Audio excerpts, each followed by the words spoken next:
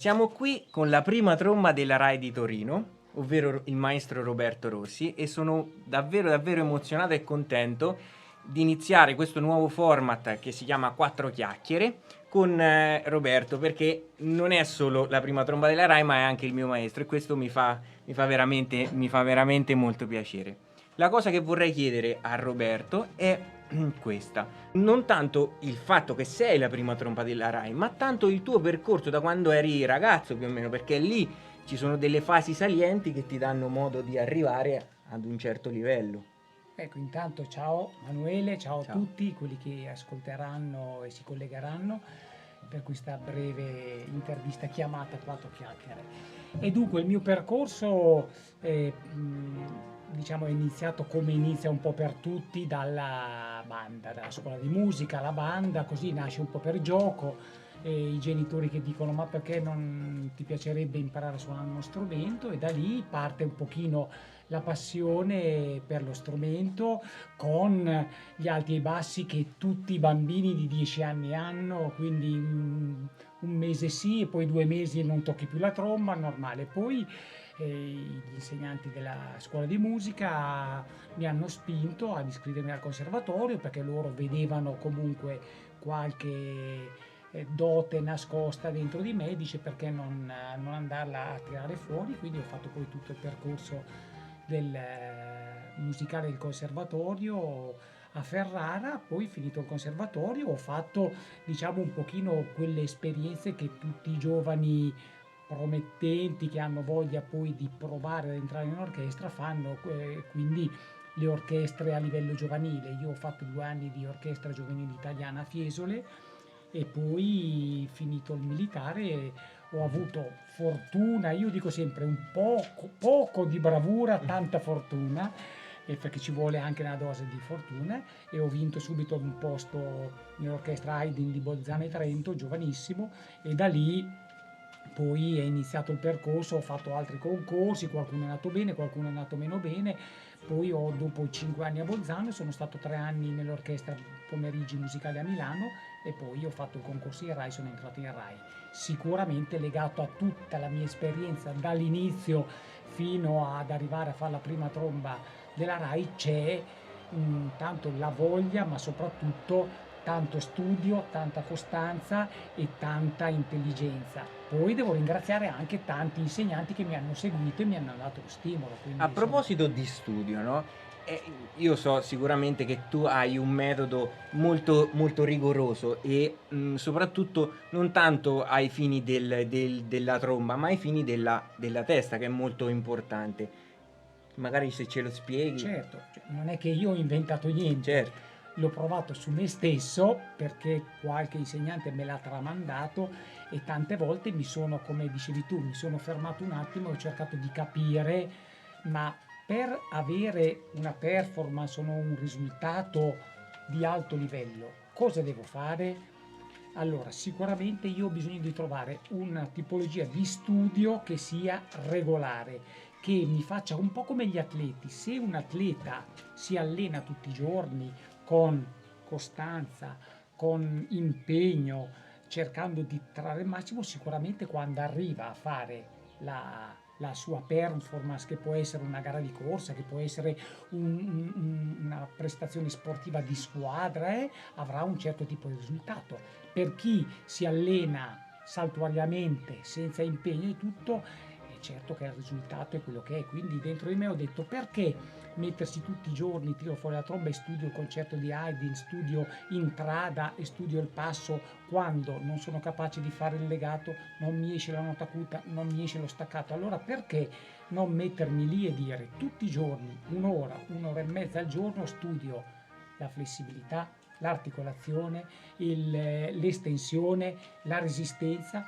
Allora mi sono accorto che mese dopo mese, anno dopo anno, le cose funzionavano sempre meglio, perché più di tutto la mia testa ha iniziato a pensare positivo, non pensava più negativo, Certo. perché quando uno dopo giorno si sente sempre meglio, ecco che allora non c'è più la paura di dire oddio ma quella nota non mi esce, perché se ti esce sempre a casa quel passaggio, poi sicuro quando arriva il momento, se non altro non ci pensi, e se sbagli non sarà un problema, sbagliano Certo. tutti, eh. Veramente, cioè questa è veramente una cosa interessante, soprattutto magari per i ragazzi che cercano di fare la professione, che stanno finendo il conservatorio. Ma cosa consiglieresti ad un ragazzo che sta finendo per esempio il conservatorio o comunque cerca di fare della sua passione una professione? Ma sicuramente gli direi di continuare, e soprattutto col fatto che non hanno più degli obiettivi che possono essere quelli dell'esame finale del conservatorio, del biennio, del triennio, sicuramente devono diventare bravi e trovare un loro metodo di studio, ma devono avere una costanza e una regolarità, e se necessita, se trovano un aiuto, possono rivolgersi a qualche insegnante che magari gli può dare due stimoli, ma soprattutto devono essere loro che devono avere la costanza, il rigore di studiare, e poi no, logicamente iniziare a provare a intraprendere la strada, quindi farsi seguire da qualcuno, ma più di tutto iniziare a farsi conoscere, quindi fare audizioni, fare periodi, provare a fare delle esperienze come ho fatto anch'io in orchestre giovanili, cioè tutto arricchisce il tuo bagaglio di culturale, diciamo, certo, che serve ad andare avanti. Adesso ti faccio una domanda a tradimento. Sì. Noi trombettisti siamo sempre fissati sulle imboccature, sempre sulle imboccature. Io ti conosco da ormai 10 anni, non ti ho visto mai usare un altro bocchino, un'altra imboccatura. Dici un po' qual è la tua filosofia, perché secondo me questa è una domanda che molti si chiedono, perché se le imboccature vengono vendute, moltissimi li comprano. Allora, io posso solo dire, probabilmente sono stato fortunato io, ma io sono sempre stato, cioè nella mia testa ho sempre avuto l'idea di non affidarmi troppo, cioè non essere legato troppo al materiale. Cioè se una cosa non esce, se non trovo il massimo risultato, sicuramente il materiale mi aiuta, ma non deve essere la prima causa o la prima ricerca che io vado a effettuare per avere il risultato. Certo, Poi, se io con quell'imboccatura, nello specifico mi chiedi un'imboccatura, piuttosto che con quello strumento non trovo il risultato, allora posso eventualmente cambiare. Però prima di andare a cambiare devo avere il coraggio di guardarmi allo specchio e dire: la colpa è del bocchino, la colpa è mia, esatto. Se non mi escono alcune cose. Cioè a 50 anni posso ancora andare a cercare il bocchino per avere quel suono e l'altro bocchino per avere quell'articolazione. Sta a me studiare, e poi se il bocchino è un bocchino standard che nel corso degli anni ho sentito che funziona bene sulle mie labbra, quando non va bene non è colpa del bocchino, quando qualcosa non funziona, la colpa è mia, perché vuol dire che non ho studiato, non sono preparato, non sono concentrato. Esatto, questa è la cosa importante, perché secondo me una cosa che fa la differenza è la modalità di studio e come si pensa, è il pensiero di come vai a fare una determinata azione con la tromba o senza tromba, perché è anche molto molto importante studiare per esempio senza tromba. Io ho studiato un sacco di volte, grazie a te, magari anche ad altri ovviamente.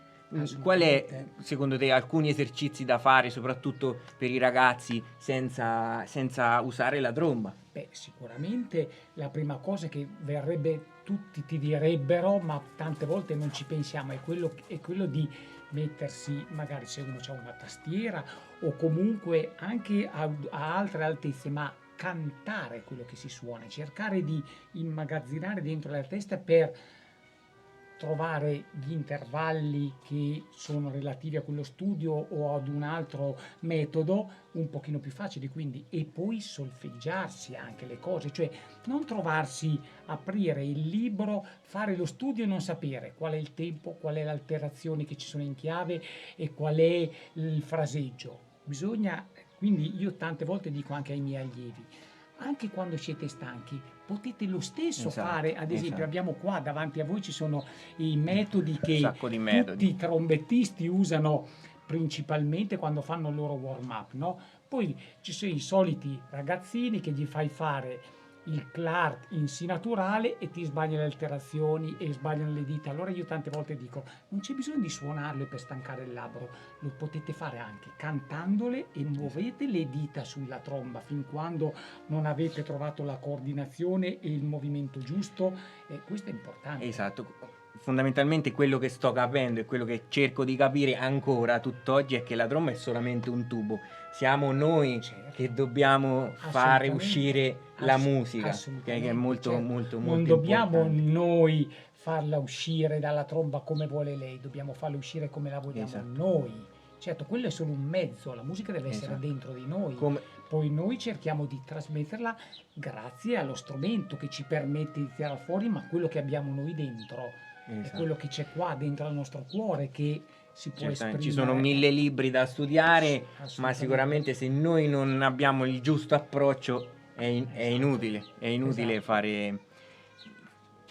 iniziare a suonare o comunque continuare a studiare, perché ci vuole sempre lo stesso tempo sia per studiare bene che per studiare male. Allora tanto vale studiare Certo, bene. assolutamente. Mi fisso su queste cose perché sono errori che io ho commesso in passato E e non dunque vuoi che qualcun altro li commetta, esatto, e possibilmente. voglio continuare a non commetterli, Sì. dato che cerco di intraprendere la strada giusta. Io ti ringrazio.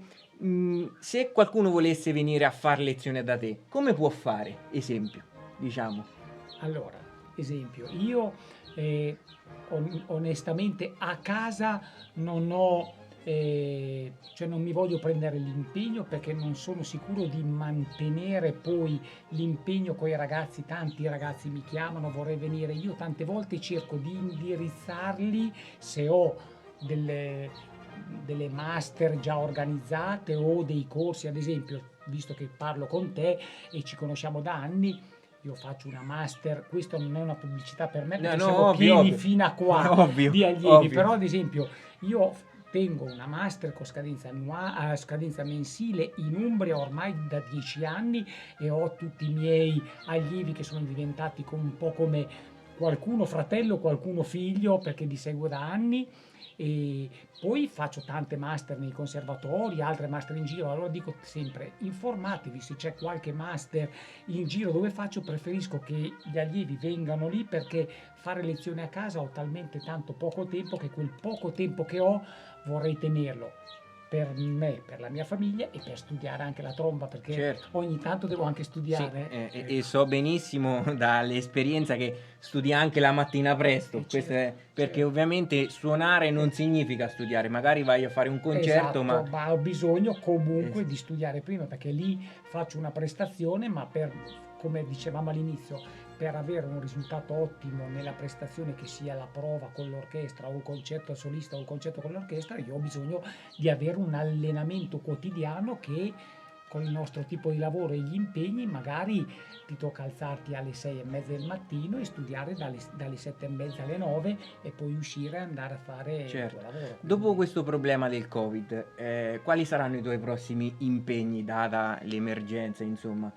Con la Rai avete già in mente Allora, con qualcosa? l'orchestra si dovrebbe iniziare a riprendere da metà giugno, però con formazioni molto piccole, perché ancora e senza il pubblico andranno solo concerti in diretta radiofonica e tutto. E io pian pianino, cioè io logicamente ho sempre studiato e spero pian piano che si possa ripartire e ci sono un paio di master fissate sperando che vengano confermate perché con questa emergenza non c'è mai la garanzia, bisogna sempre aspettare, però l'augurio credo che sia, tutti ci auguriamo e speriamo che possa dopo l'estate ripartire tutto, soprattutto per tanti ragazzi Esatto. che non hanno la fortuna che ho io di avere comunque un posto fisso di lavoro, ma sono collaboratori, ed è mesi che sono fermi, non possono collaborare, non guadagnano neanche un euro. È veramente, questo è veramente brutto perché magari molti ragazzi talentuosi devono fare l'insegnante o comunque Sì. devono fare altri lavori perché purtroppo è molto difficile adesso Esatto, vivere di esatto. sola musica. Speriamo che possa ripartire il Esatto. tutto, perché Che cambi logicamente tutto. soprattutto con quest'ultima batosta di questo Covid, senti tante piccole realtà che vivevano o non vivevano, che adesso logicamente prima di Sono ripartire sprofondate, non certamente, sarà così facile. certamente. Quindi Quindi io ti ringrazio veramente di questa intervista che mi hai donato e spero di rivederti magari in futuro per altre cose del genere, magari per suonare, per certo, sentirti. E grazie mille, a volentieri. presto. Grazie a te.